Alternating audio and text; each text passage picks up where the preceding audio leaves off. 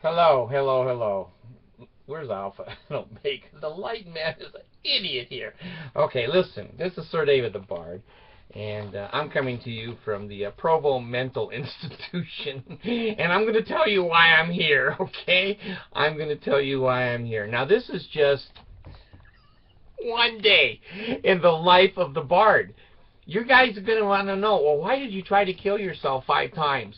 Listen to my life. God dang, listen. Okay, I wake up this morning, and I'm thinking it's going to be a good day. What a stupid person. So I come to my email, and I have an email from the principal of the high school that Abigail is going to next year. And I open it up, and it said, we need some people to serve on the board to help us improve the education and to help fund when the monies come in, where the monies go. Well, okay.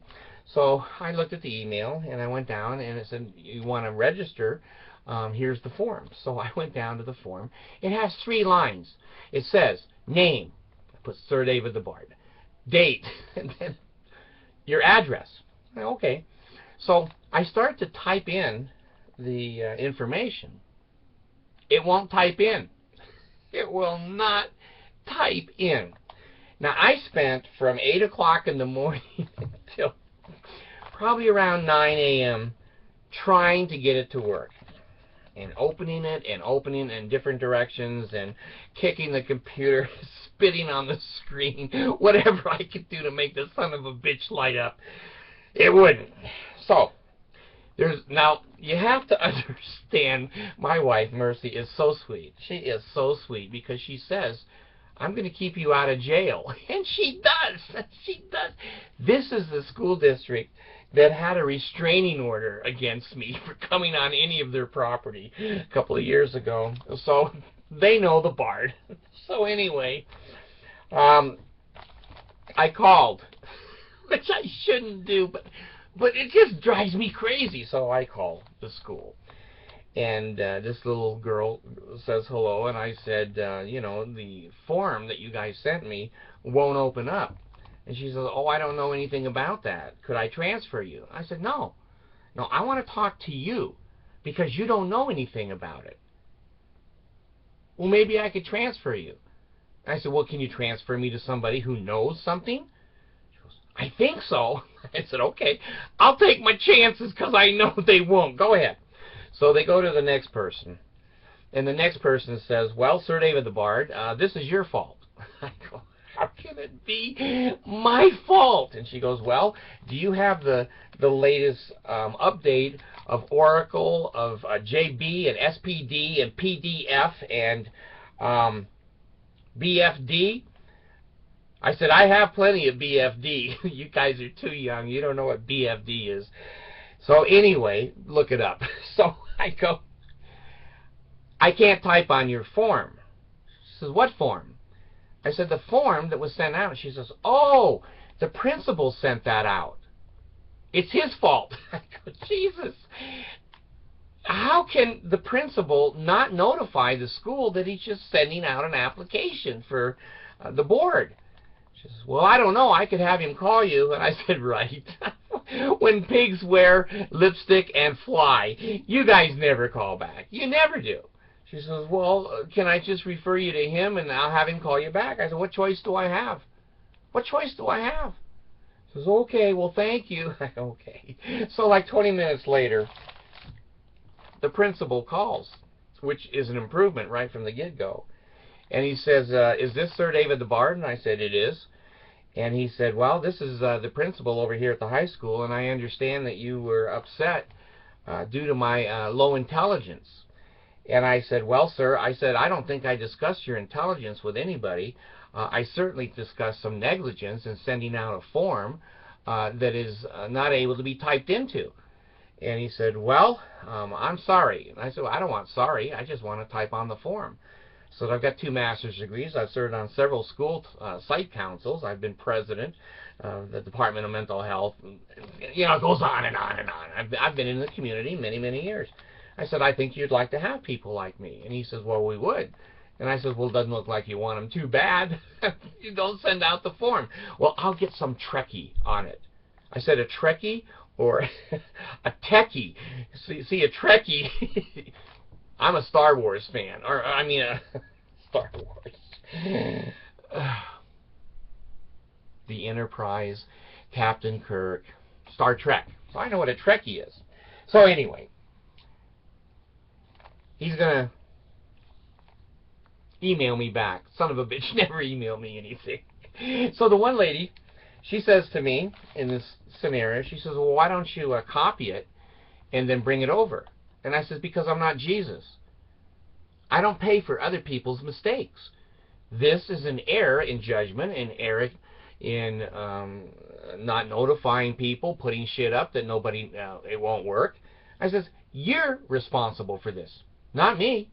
My last name is not Bard Christ. So anyway, that was 9 o'clock. Okay, 9 o'clock. So, God dang. Comes around that it's about 10 o'clock, 10:30, and the lady that I let use my car, that Miley Jane, my adopted granddaughter, she calls me up and says, Bard, the car is screwed. It won't start again. I go, Jesus. I've checked everything on that car. It's the Danites. So I said, okay, I'll be over. So I went over. I gave her the other car to drive, and Miley got to ride around, go to the grocery store. And so I'm sitting in the car, and she's right. It won't start. She says, I drove it yesterday, and it worked fine. Okay, well, I think it's got a dead battery again. So I called Geico. That damn lizard. Now, they've been good to us. Mercy crashed a car about 5 or 6 years ago. Total $21,000 car. They never sent us a bill at all. And we've kept them to be loyal. So the Geico guy, I called him and I said, hey, I need a jump. You know, a battery jump. I needed a jump too, but I didn't know who to call for that one. Anyway, they said, okay, we're going to notify the company. And what is the address? And I said 630, and the name of the street. Okay, 630 certain street. I said, that's right. And so says it'll be 45 minutes. And I said, well, that ain't very fast, but okay, I can wait 45 minutes. So I wait 45 minutes, and nothing happens. Jesus Christ. Now I get on my cell phone, because I called them from another cell phone.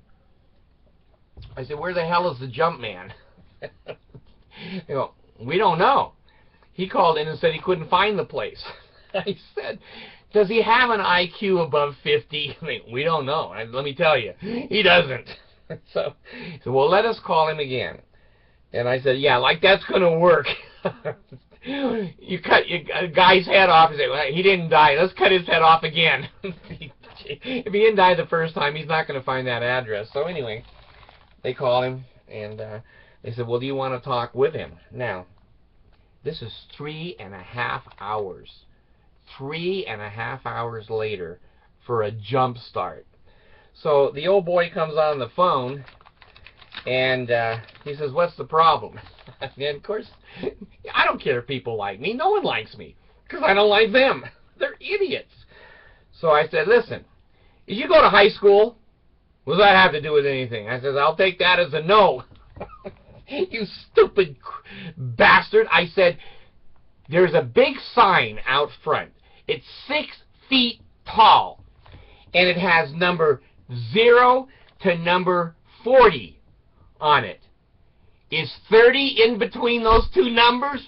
Well. I said, listen, don't talk over me, and don't try to get out of this. You're stupid as a rock.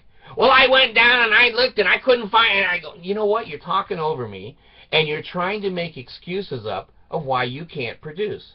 You're talking the talk, but I'm sitting with a damn dead battery. And Geico was on the line. I made Geico stay on the line.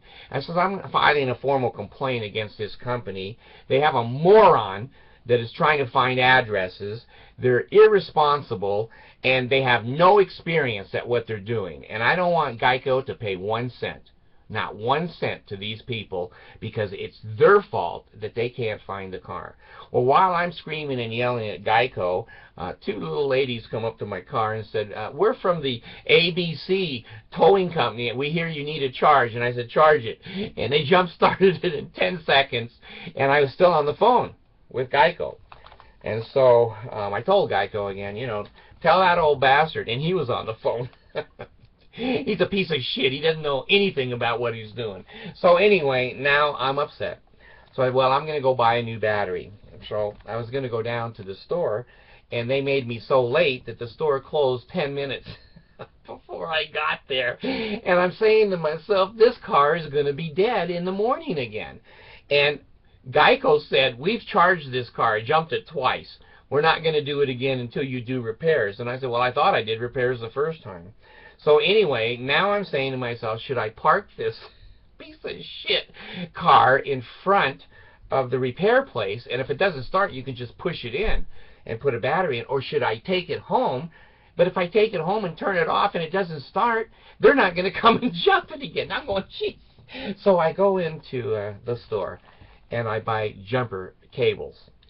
And now they're sitting in the car, and the car is sitting out there, and the battery's probably running right down. I don't think it's holding a charge at all.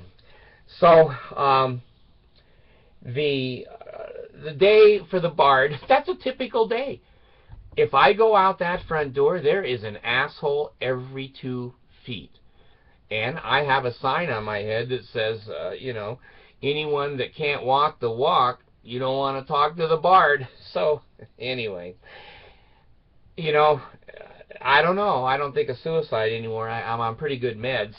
But I told Mercy, she came in and says, you're going to get banned from the school again. I go, I probably will. She says, you're going to get banned from City Hall because you've been over to see the mayor and the city council and the city attorney, and then we'll go on. She says, we can't live in this town if you keep going. Hell, we can move out of Kangaroo City. It don't mean shit. So anyway, it's the Bard's life, and that's why I come on here and I tell you, make a phone call, write a letter. These idiotic people are going to continue to service you and I, and they don't. They say that they're the best. They say that they're going to do #1 job, and you know, they say. They're talk. And the 2 little old ladies that came in and put the jumper cables on, in 10 seconds I said, hey, you're the mans. Plural. You're the mans. It started. Okay. So anyway, that's part of the Bard's Day right there. And Mercy, she said, honey, the volume should not be PRN. It should be daily. I said, it should be. I should have a #10 volume about every 6 hours to live in this society. I said that, or I'm going to have to start drinking more. You know, I'll have a glass. I've had a glass of wine twice in a year. And I said, I don't want to drink in front of the kids. And I used to be a Mormon, and I don't see any real reason, except it does relax me and make me go to sleep. So she said, honey, you're going to have to accept that all people are not perfect. And I said, no, I don't. I'm not moving to their standard. They're going to come up to my standard. So anyway, she's trying to keep me out of jail. And I do appreciate that, and I will get a battery in that car tomorrow, and I'll be happy again. But you know, today was not a happy day for the Bard. So I don't have health in the navel, marrow in the bones, strength in the loins, and in sinews, power in the priesthood be upon me and upon my posterity through all generations of time and throughout all eternity. I just need a damn battery that works. Thanks.